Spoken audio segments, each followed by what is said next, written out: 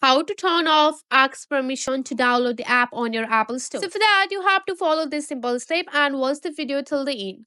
So first step is that you have to open up the setting app on your iPhone.